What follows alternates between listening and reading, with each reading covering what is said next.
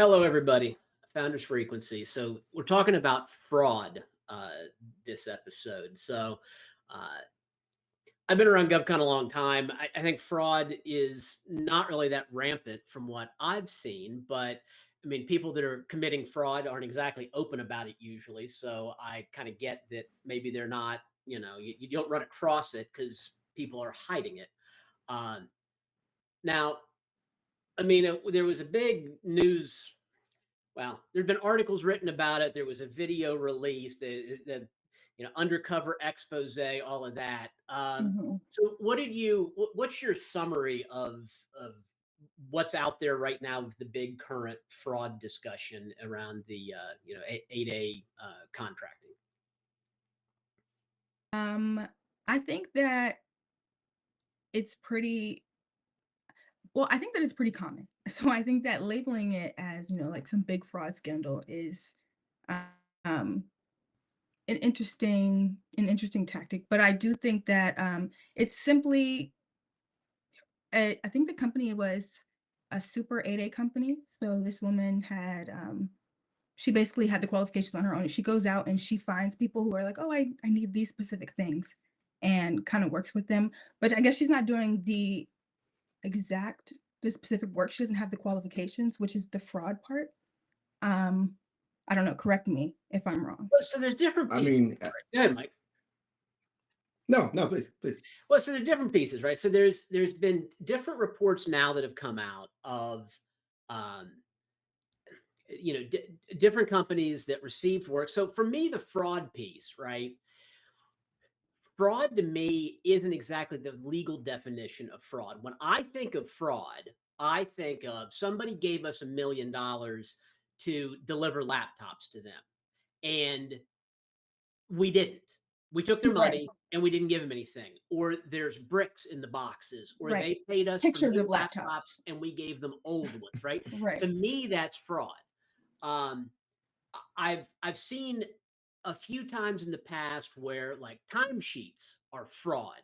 where they had a bunch of people put down 12 hours a day and it turns out they didn't work 12 hours a day, but they billed for that time. That's fraud. Okay, I get that. Going back a while ago, joint ventures got fundamentally changed because there used to be fraud around that where so in order for it to count as a small business or 8A or whatever, the joint venture would be created between two companies and you were supposed to split the labor between those two companies. And what happened a while ago, a long time ago, maybe 8, 6, 7, 8 years ago, is there used to be populated or unpopulated JVs, meaning that this two companies get together, they form a third company. That Right. third company actually had employees, which means you don't really know if the profits are going to the small business or the large business. They're all in that middle company. Well, Mm. some stuff happened with some Alaska Native companies where they created joint ventures, and it turns out that the large business, all of their employees were assigned to this third company, and they were the one making all of the profit. And so rules got changed. Now joint ventures are unpopulated, meaning the contract gets awarded to a joint venture, but the small business and the large business, or whatever two companies have the joint venture, they're the ones that have the employees. So that way, there's no hidden anything. There's no like, oh, do they work for this company? Whoever their paycheck comes from is who they work for. That's it. So I've seen claims of that every now and then. I see claims sometimes where, like you're saying, where somebody has an 8A company and are they really doing? They're supposed to do 51% of the work. Are they really Mhm. doing 51%? So the piece that came out recently. So this guy James O'Keefe, who is an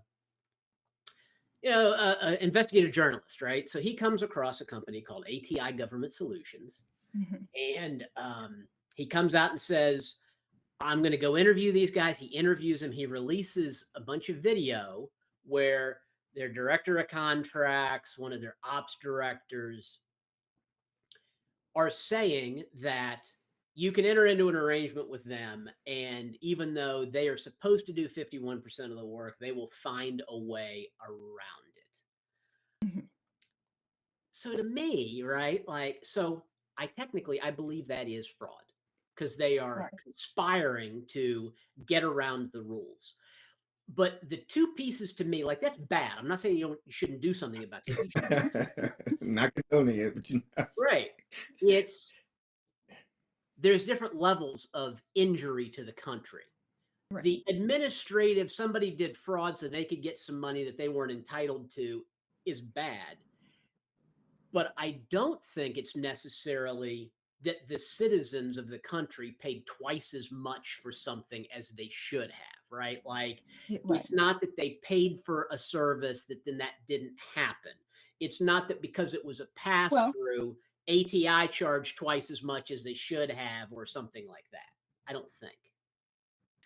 well, it is fraudulent in the sense that they are taking from the companies that are actually 8A and where there are people doing 51% of the work and they're missing out on it. So in that sense, it's a little disingenuous Oh, totally. on behalf Right. of those people. It's But bad, right? Like yeah, it's bad, and they should absolutely go after people that do stuff like that. I think it's it just sounds so extreme to say fraud. Like yes, right, I understand. right. well, Um, I think anytime anyone's accused of a crime, right? It's when they use the statutory terms, it's pretty intimidating, right? So, but yeah, and I have seen. So I think there's different conversations to have, right? Like, is it fraud? I'm pretty sure it is. Um, it sounds like what happened is these folks went out and found a tribal organization that they could start an 8A company around. I don't think that's necessarily fraud, as long as the tribal organization is controlling it, they are receiving proceeds from it. I think that's all right. Now, should it be all right? I'm not that's not what I'm saying. I'm saying like I think you can do that. There's a whole bunch of Alaskan Native tribes and Native American tribes in the United States. I knew a guy that I used to work with that the Wyandotte tribe out of Oklahoma set him up, and they worked together in an 8A. I think that's I don't think there's something on the face of that that is Right. necessarily fraudulent. Um, the piece that really I think gets to fraud is when you set it up to figure out a way to simply pass work through so Hmm. that it can get back to um, whoever had the work, whatever the incumbent was, who's not, and like you say, it's not in the 8A program, it's not in the small business program. It was intended to be there, and now you're taking it out of there Right. just to give it back. That is and the fact that you planned to do that. This is not Exactly. some It's accident, it right? didn't fall in your lap on accident. Like, oh wow, and then she's bragging about it, or they're bragging about it I as a company. I thought that well I mean not that I spent a whole bunch of time. I think I watched the video briefly, a little bit of it. I've been doing it, and I thought the wig was ridiculous. I don't know that I would have ever talked to Exactly. some guy with a wig like that. I would have been like, oh, and guess what? We can also break laws like this. It just doesn't seem like it's something that's in my spirit to go do. But I think I makes would it. have sat there and thought like, I don't Yeah. think this is It was the appropriate. wine. It was the glasses of wine. Had to be. Yeah. It had to be. It had to be. Blame it on the alcohol. No, but I thought that. So I saw there was a clip a couple days ago, maybe a week ago, Hmm. from Fox News, Fox Business News. They were talking about the secretary of the SBA came out and saying that they had been finding rampant fraud throughout the 8A program, and not to say that she's not talented and knows what she's talking about. But one of the things I always consider is that whenever you tell people you're a contractor, right, the first thing they think of is like the guy who's gonna fix their deck or redo their bathroom or something Hmm. to that, right? So once you get beyond that, like no, not that kind of contractor, this kind of contractor, oh, you're all crooks, right? And so then you get past that. I wondered if it's a bunch of laws or rules or regulations that on the surface don't make sense. And this is not my, the sugar coated, perspective on it, but things that don't make sense that we would all like to have, changed Right. or reconsidered, right? Just in the past, 15 to 20 years, some of the changes that they've made to the program and how you enter it or how long you stay in. and it's the purchases of 8As and how that and how that works and what the intent of the program is or was, and you know, I think that most small business owners would welcome a legitimate review of how the 8A program works and what Oh, doesn't for work. sure.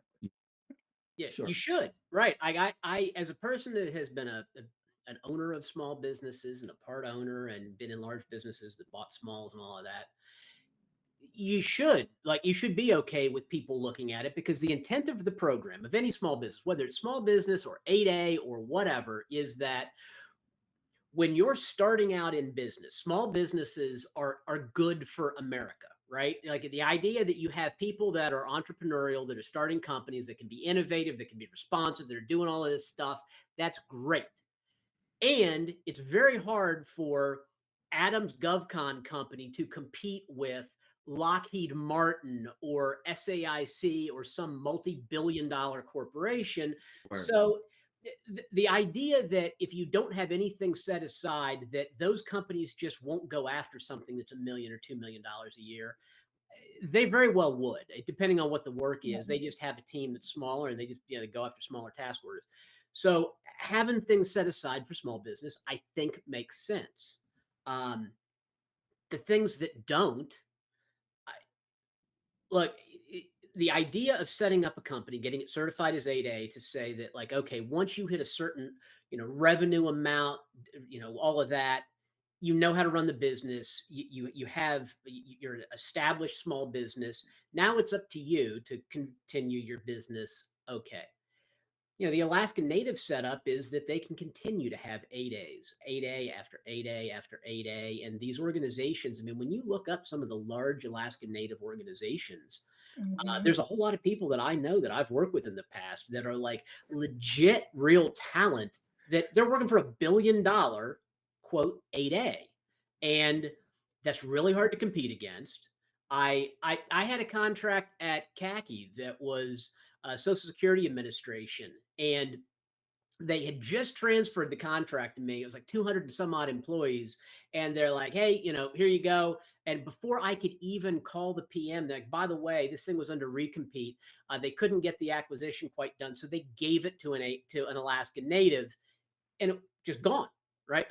Couple hundred FTEs just over to Alaskan Native. And that's some $1 billion corporation potentially that is just, you know, is money going over there? Sure. A guy that I used to work with that was a president of one of the Alaska Native companies, and he used to talk about flying back to the places in Alaska, and he would see where the Oh funds yeah. had built schools and had done things. So I'm not saying it's 100% wrong, but a review and some analysis and understanding what is probably practically meeting the best need of like the country and taxpayers and supporting entrepreneurial spirit and all that is probably not having $1 billion 8A company. Right. And uh, when I worked for an 8A that was bought by CACI back in the day, I still had contracts that were executing where they were technically small business contracts, and we're $1 billion company. They've changed some of that. Like I know when I was at Highlight and we sold, they told us like there's some 8A contracts, some small business contracts that will automatically just evaporate. Like that's just gonna happen.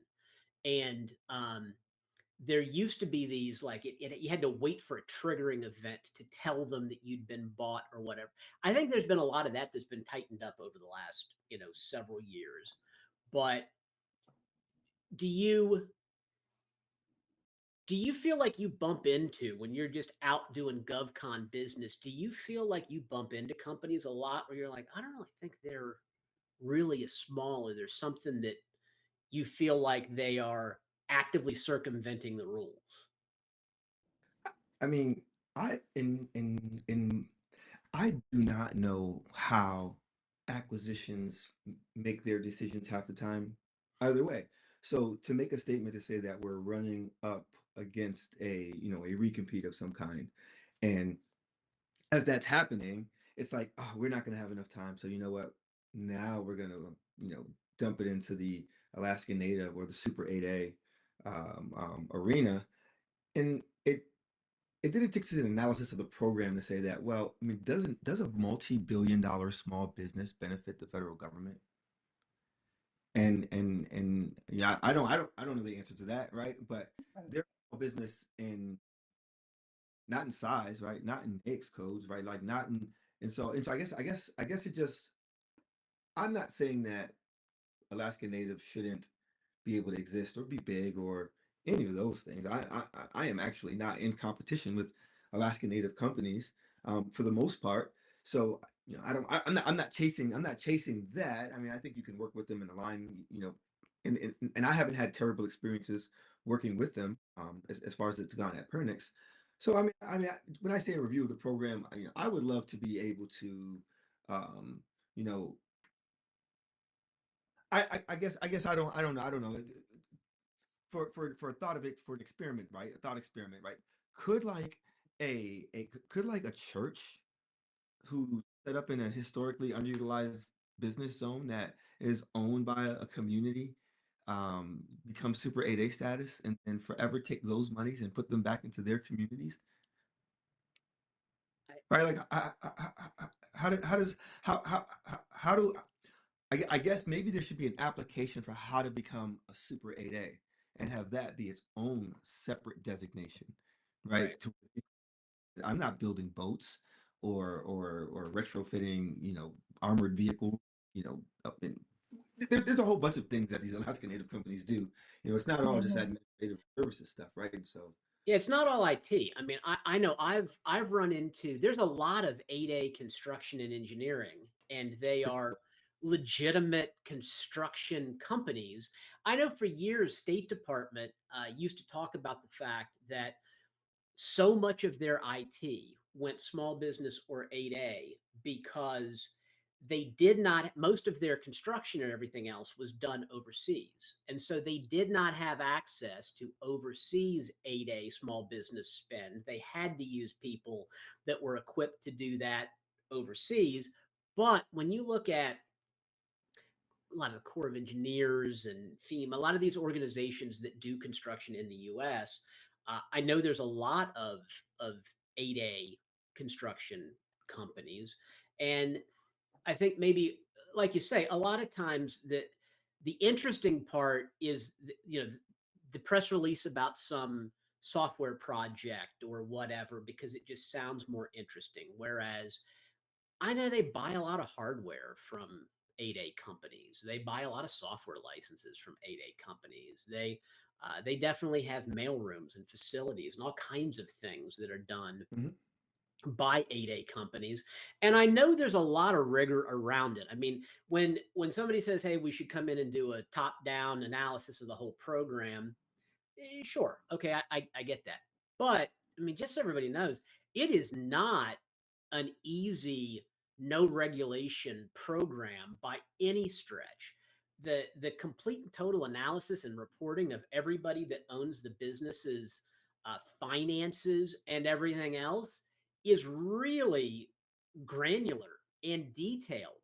And when I've been a part of 8As in the past and you talk to somebody about equity, they basically tell you until we're out of the 8A program, we can't even really consider it because you can't really, you almost have to like reapply completely if you have somebody come in that gets an equity share. And there's all kinds of rules that if you've ever owned one, you can only own a certain percentage of it. And so I'm not going to say that I never thought there was any fraud going on. Um, to me, the idea that you are not needing a hand to run a successful business and you're taking one is more egregious than you were technically supposed to Yeah. buy these from somebody and we kind of passed them through us. There's like it's all wrong, but there's different, like some of them bother me more than others, I Just, guess, is maybe just the let me do it. I got you. I got you. I got you. Yeah, I presume that they'll figure that they don't like the way the program's run, or there's certain aspects of the program that they don't like, they want to change. I mean, there's been a big focus in this administration on DEI Mhm. efforts, Mhm. right? and how will DEI, the perspective of DEI, impact 8A organizations. And so I think, and from what I've seen in the places that we work, it seems that there has been an intentional pivot towards large business acquisition Yep. vehicles, large business. And so we'll see how 8As and super 8As and other small businesses fare over the. Well, almost everything procurement wise, I have always felt like is a total pendulum back and forth, because anything other than a kind of comprehensive middle of the road strategy ends up being real frustrating for one reason or the other. And because policy is hard to craft, you don't often end up with something middle of the road. So everybody starts with, we're going to have these large businesses, they have all these capabilities. And then they find out that they say, we would like to do this. Oh, we don't do it that way. Hey, can I talk to so and so? They're not available. They run a $300 million group. They're not going to just run down here because you have a 12-person project and you're not having something. Yeah. And then without real a decision matrix of what goes large versus what goes small in some places, I'm not saying every customer does that, but in some, somebody has this knee jerk and says like, we got to get away from that. Let's have small businesses, and everything goes small, which does mean absolutely you generally see way more responsive people. I mean, if somebody calls up your company, you guys talk to them, right? Like I've been in lots of small businesses. Somebody calls, they call me and they say, well, who's authorized to make this decision? Well, I am. So if that's what you want done, we'll do that today and I'll go get on that. You do get that level of responsiveness. Yeah. For sure. But then if it's a program of like, well, you know what, we need a deployment facility. Well, I don't have one. It's going to take, now some smalls do, but whether it's a facility, whether it's capital to invest in something, whether it's another resource, maybe you need another architect of some kind. Some larges have more of that than others. Now, the margins in GovCon are typically so thin that no company really has a ton of people just sitting around ready to show up to be technically proficient in something. But they do go back and forth between everything's large, everything's small. And then they get the smaller, like, now we have too many contracts. I've got 100 contracts to manage, and they kind of go back. So back for sure. It makes me wonder if we're just kind of still in that same cycle and progression. I think so. Back and forth. Yeah, I think so. Right, the Rift government employees. We're assuming that at some point, some percentage of that work will need to still get done. How does that changed? I think there's a lot of questions regarding how resilient the industry will be if people will be interested in working these type of jobs or these type of contracts in the future based off of what they've experienced over the past 10 years or so, right? With the amount of shutdowns, especially now that we're in the middle of the longest shutdown, which Ever. I totally undershot it again. So I don't know. I might as well pick 100 days. For Oh, God for the forbid it's time I'll 100 ask. days. I've never even been around at anything where they were going to talk about things like SNAP benefits not being paid or flights Yo. canceled because air traffic control. It has always been just kind of a discussion that the government shut Mhm. down. This is, I mean, I didn't think it was going to be this long. Not, No, Crazy no. Dems. What are they doing? Yeah, I mean, it's wild to see, and it's a policy argument largely. I mean, everything else. Normally, what I always saw this over was the debt ceiling, right? Like, hey, we're not going to allow anybody to borrow more money, and they would argue around that. One side or the other would say like we shouldn't borrow more money. This is the first time I remember it being like, specifically, no, we don't want you to cut this or whatever. I at this point, I just hope it gets opened back up. I don't know, and um it just makes it harder for everybody to do business from a GovCon standpoint and try to stay engaged. And you see bids that are getting slid and delayed and everything else. Yeah. So I have a question. So how would you recommend, right, somebody like handle this extended long-term um, um, furlough, right? Because some contracts, I mean, from the contractual standpoint, right, you're at 30 days. Not every contract company is funded, right? Not every contract is funded. So there are people legitimately in the middle of this saying, okay, well, I have to find some way to, feed my family. I don't know how long it's going to last, 38 days or 37 days or wherever we are. It could be the date, the time that starts to rattle your cage, especially with now being Mhm. off of air traffic control and airline travel. So I there's mean, there's a that as well. so in this situation, hope's not a great strategy, right? But Mm. you it is almost a hope luck situation as to how impacted you are or aren't. There's not a lot, whether you happen now, as a general business strategy, you always would say, like, hey, I'd rather have fixed price contracts than time and materials. I'd always rather have mission critical contracts than stuff that's not. Now, it does put more pressure on you, right? Like, you can't screw up or there's bad things that happen. Whereas if you just happen to do, I mean, not to say that nothing is critical, but like you're doing, like, I don't know, marketing materials internally for something inside the government. Okay, you'd always rather have more impactful things, or you should always want more impactful, and you should always want fixed price. Um, if you've been impacted, um, if this is the first time, it is it is impossible to absorb a significant impact. You have to know what it looks like, and you have to know from a numbers standpoint what you should do.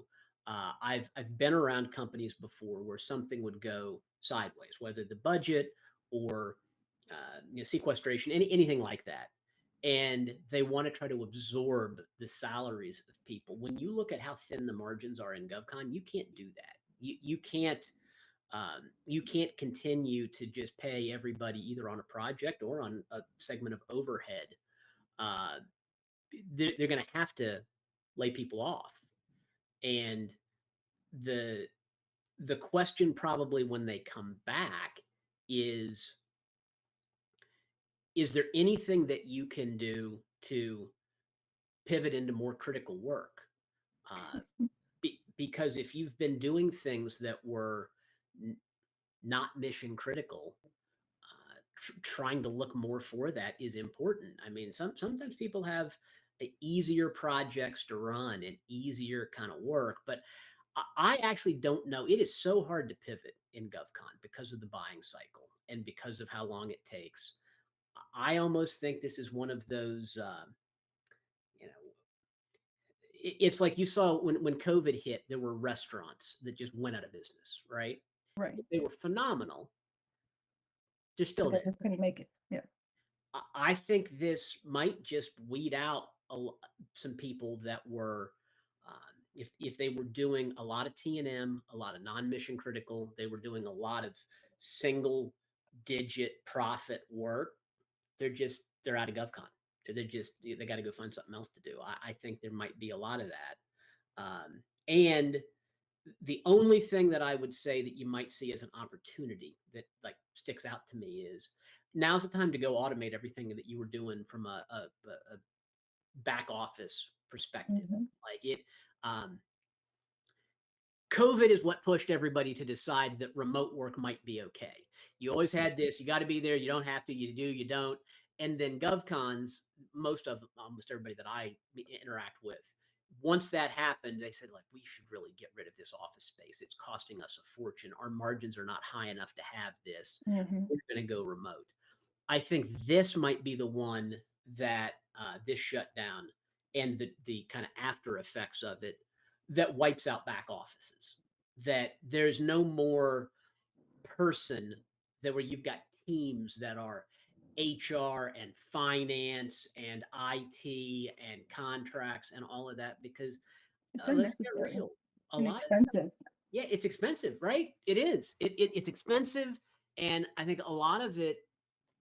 I mean, we talked about on the last episode we did that a lot of the compliance stuff that you can point, a tool at and be able And to automated. Yeah. right. I mean, think about all the stuff in the back office that you could probably automate if you wanted to really point toward as thin. I do. Yeah. So I think maybe Everything that. HR. Yeah. Everything quality in HR. I mean, there probably needs to be like one person managing it, but I mean, you think you need a recruiter reading resumes? I mean, no, think no. about And how much there's so many. stuff there is, right? Like reading contracts for deliverables, you need a person to do that. You need a person to check your invoice that correlates timesheets to labor categories to whatever. I mean, the mistakes that you ever make is because somebody, Human error. Yeah. right, Yeah, right. absolutely. Absolutely. You Yeah. need a few judgment calls, right? Like that. That's always the difference for me in, do I need a really senior experienced director of contracts, whatever, or do I just need somebody that's doing something? And it's for that.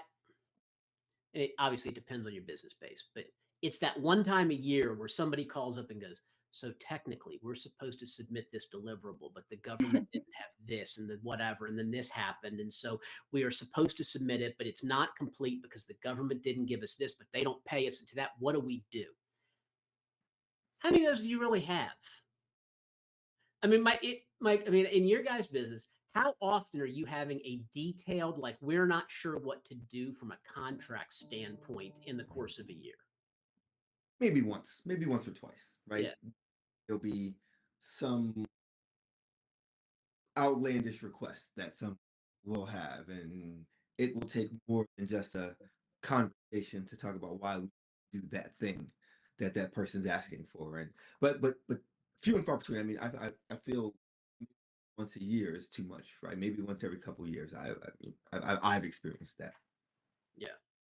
Yeah. Yeah, and same thing. I mean, from an HR standpoint, most of the things that come into HR are, I need to change my bank account. How do I do that? I need to take Yes. time off. Where do I do that? I ran Oh, out of time off. How do I do that? I want And to cash out my 401k. Can you help me? right. Yeah. And I yeah. You we had a customer who was like a high touch customer, and they wanted to approve and reject contractor on vacation. Now, there's a way to handle that. So not too big of a deal. I want to manage the load. I have people here for coverage. Work with the PM to make sure that gets done. Well, we had a guy who had a lot of vacation saved up. He hadn't taken vacation, and I don't know. He got more friends, more girlfriends. I don't know, and he was taking vacation. And the customer sent us an email and said, "I need to review your benefits package plan because I think that you're giving the employees basically too much vacation." And that took a lot of conversation between the contracting officer, the PM, yeah, HR go down to say, "Whoa, what's going on, and where was this missed?" And it ended up just becoming, a combination of things. Where we had an employee who was going through a lot, a lot of things were happening at one time, and so it just overlapped, and it seemed like the employee was moonlighting, working somewhere else, or double billing the government, Uh, whatever the client thought. But it took several meetings over several weeks to kind of get it figured out. And then the ultimate impact to that team was that the overall team, the lack of trust that happened, and then before you know it, half the team was gone, and we were restaffing and rebuilding that organization. So I mean, there's some, I don't know how to end that, but it yeah, there's some. happens, right? There are the occasional times where something complicated comes up in business where you need some. You don't even know if there's a right answer necessarily, but somebody has to be willing to make a decision and come up with something. And that's not the whoever was going to call, because that's not your HR person usually anyway. I mean, one of my things was always anything real complicated and difficult, for the most part, they're going to call me anyway. You know, the, exactly. the benefit of having somebody solid in an HR organization, if you have business entities, because you've got employees in all 50 states, somebody has to be on top of all of those different, labor Yeah. rules and stuff, just to deconflict. When somebody leaves, do we have to pay out this or pay out that? They got to be on top of that. How do we manage the training program? I mean, Fiona used to run HR, from with me several years ago. Uh, we had an incentive program where people got all kinds of shout outs and bonuses and these kinds of things. And somebody had to be on top of that. She did all that, right? Like there's a certain amount of, when compliance training comes out, doing open enrollment for benefits and the amount of hand holding that it takes to make sure that everybody signs up. If you've got 2,000 employees, that is a full-time job for several months out of the year. And, that does happen. And you need to have somebody do that. But when you get the phone call that, somebody is threatening to sue us over whatever, that ends up being a owner, senior leadership, somebody, whoever the stucky is to make the decision. That ain't whoever picks up the phone. No. Exactly. I had a client once when I was working with Adam a few years back who refused to meet me. She's like, I don't need to talk to you as long as Adam answers the phone call, so don't even worry about showing up. and so for the whole duration I had that contract, I don't think I ever met the customer like one time. I had a customer that she refused to act like she had ever met me. And so her bit was every time I would go down there, she would say to my face, "And who are you anyway?"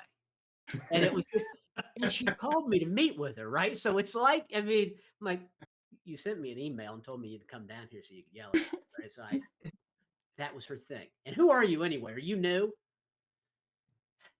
You're not worth remembering. That's that's what she was trying to convey. Now, I mean, those are some of the experiences that make it awesome. When you hit that 5 o'clock happy hour, that's what everybody's decompressing from.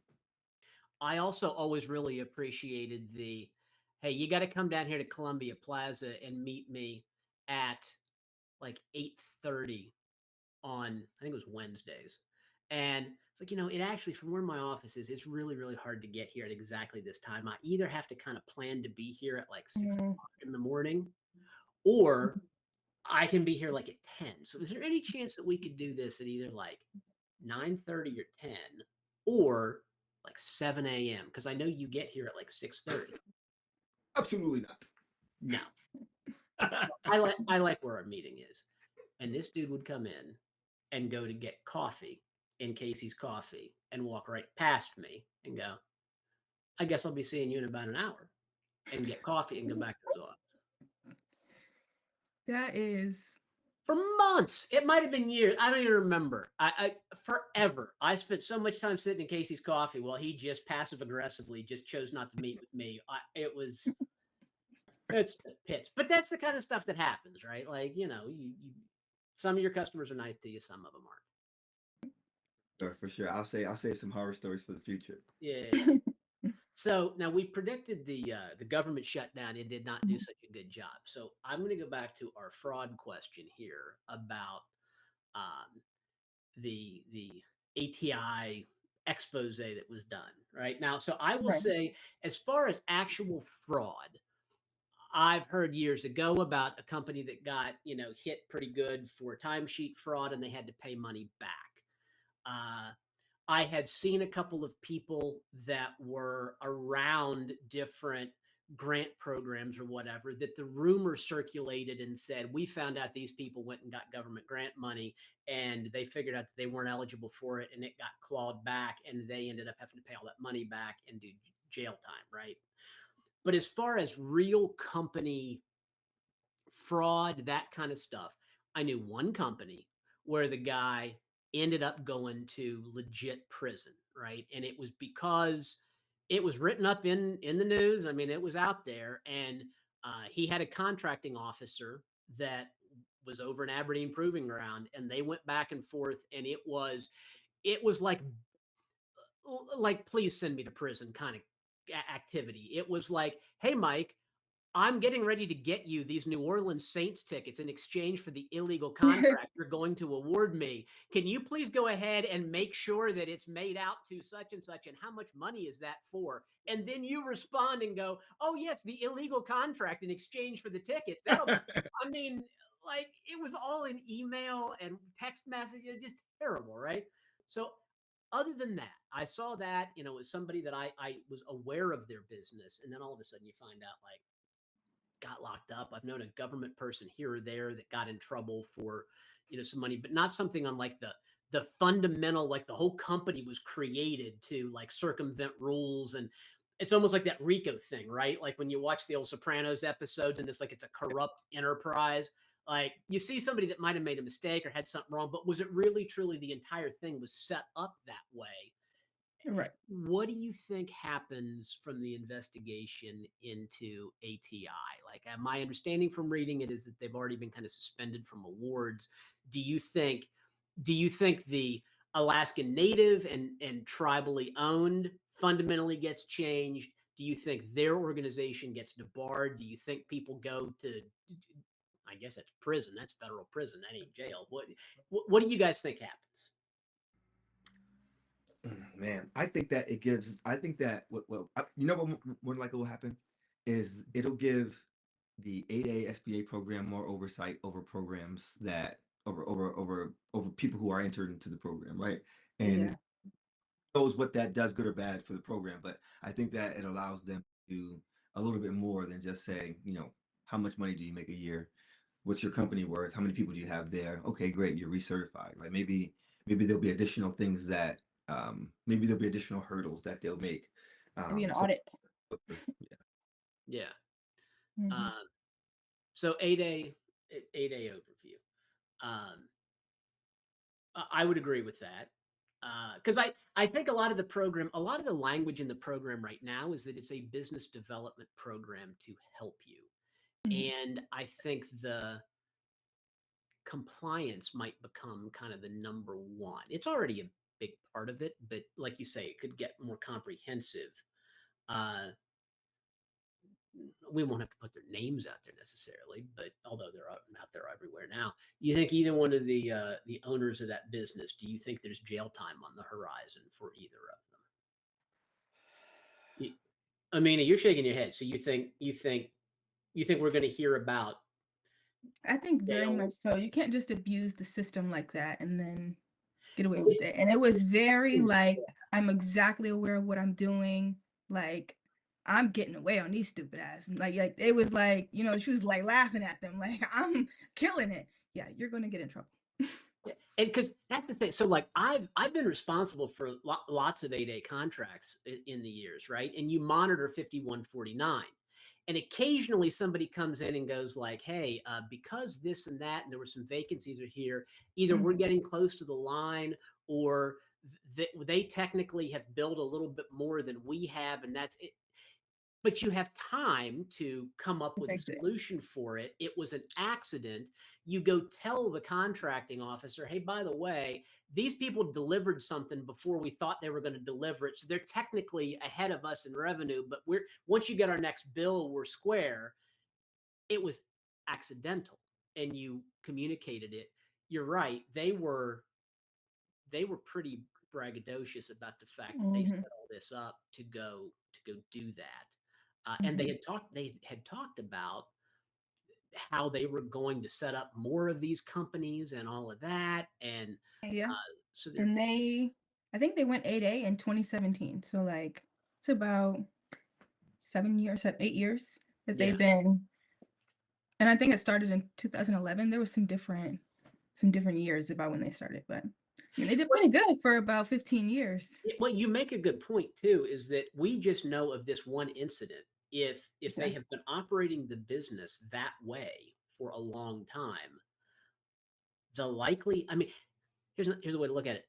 If that's what they offered over lunch immediately upon meeting somebody, Yeah. what are the secrets that they didn't talk about, right? Like Yeah.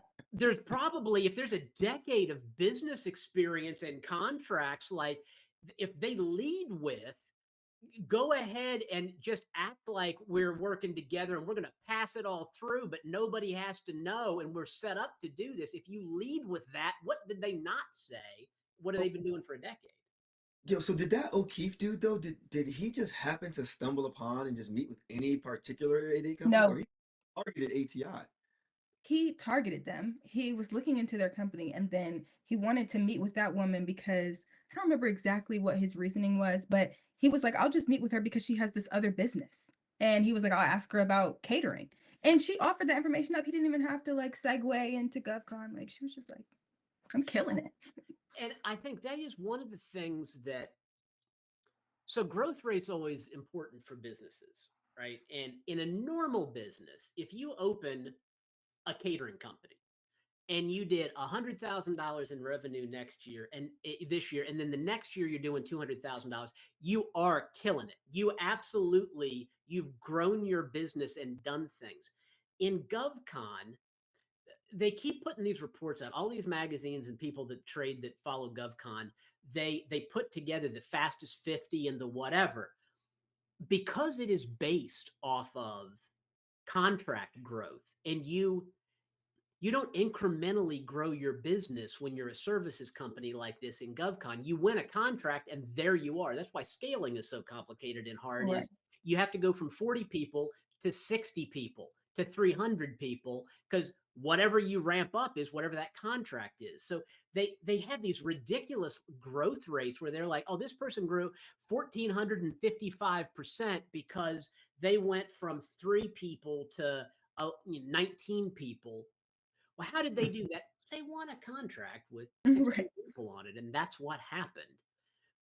But because of that, my guess is that's probably what attracted his attention. Because in anything else, if I had a catering company and I told you that I grew 1,400% year over year, you'd be like, how did that happen? Insanity. Yeah. Because there's infrastructure stuff. You're like, how did that even happen? And in GovCon, it can happen, but I'd guess that he saw one of those kind of audacious growth rates, and hey, wait a second, they're supposed to be small and disadvantaged, and now because then they're out there talking about $100 million this and all that kind of stuff. It's contrary to what you would think. I mean, you wouldn't think that there would be these multi-$100 million small business awards, because as soon as somebody wins one, they should They're no theoretically longer. Right. be out of the program. Um, and I think that's probably what attracted his attention. So Amina says jail time. Mike says that the 8A program kind of gets a revamp. I would agree with both of those. Go ahead, Mike. No, I was or some combination of both, right? Like Yeah. whether those dudes go to jail or not, right? Separate thing, right? I like there's still a chance that that lady can say, I was just being braggadocious because I wanted to win the catering deal. Yeah. And I told a little fib, right? Prove To it was make a fib. me more important and bigger than I was, and I apologize that I've done that, right? There's still that option. I don't think they've proven, right, that it's something that I the guess entire right, because yeah. agreed. So he's one person who said some crazy stuff over drinks, right? So so that's why I'm like with the jail. Will be the secretary coming out saying rampant fraud throughout the program. I think that that's more along the lines of her of them saying there's things in the program that don't make sense and it looks like fraud, right? And that's what causes the revamp, right? So that's where that comes from. It shows how the investigation is going to come out, right? That was a social media. Yeah, I think that's a real good point. I think if if it truly is somebody that was just speaking when they shouldn't have, I mean, it doesn't look great that it was the director of contracts. Like, if this is not because even if it's a program manager or somebody in the delivery side, you can say they just don't understand the contract side of this that much. But when your contracts person says that, it doesn't look good. But I think I've never understood some of the constraints they've put around things like, oh, we're going to buy hardware, but we have to buy it from, an 8A or a small business. Well, but they don't make any of it. Like all the laptops are coming from Dell. They're not coming from anybody's other random company. And going through somebody to buy that, I always felt a little bit contrived. But I think some analysis of the program, some update and revamp of the program, I think all of that stuff probably will happen and make sense. Um, Jail time, based on the way it looks, you would think so. But honestly, Mike, I think I agree with you. I think it's very Yeah. easy because I completely agreed with Amina when she said it, and but I do think Yeah. it's important to say that You got to be proven guilty. yeah, and we don't know how much of it they truly did or didn't do, because if they come out and find out that they were saying this to close deals with people and then they were still doing 51% of it, then they might be guilty of being bad partners, but they're Maybe she not. just wanted to get their name out there in the world. Yeah, I mean, Yeah. and look, it's not going to be the first time that somebody doesn't say, "Hey, let's go ahead and split this work," and you get half of it, and then in delivery you don't. Right. They keep it. Or that we have such great numbers that if we bring on your contract, we can work out a way we can keep it because Yeah, we have enough folks or personnel or whatever it is to average it out. So I mean, I think there's a lot of ways that they'll be able to articulate their way out of it, depending, right? So I don't know if there's more videos or just if there's more reporting that's going to come out, but we'll see. stay tuned. We'll find out. Yeah. All right. Well, more fraud updates. More hopefully not GovCon shutdown updates because hopefully the government's back open. But Hopefully I'm right on the dot. I like to be right. So What did you say? 42. 42? Yeah. My number is passed. There's no point in bringing it up. I feel like the football players on TV when they keep, picking to win, and I'm the guy that's like 0-9. So right. you know, Yeah. I just hope it opens back up at this point. Yeah. It's been enough time.